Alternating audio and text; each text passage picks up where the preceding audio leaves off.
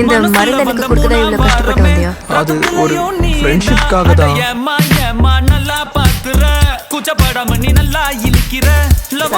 அப்படின்னா நீ சொன்ன கேட்கிட்ட பதில் இருக்கு.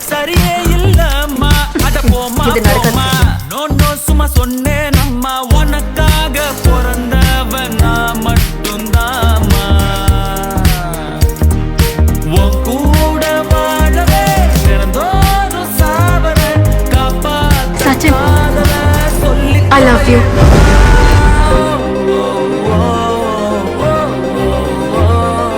போனா போகுது காதல சொல்லி தொலையம்மா. எனக்காக இன்னொரு வாட்டி சொல்ல முடியுமா?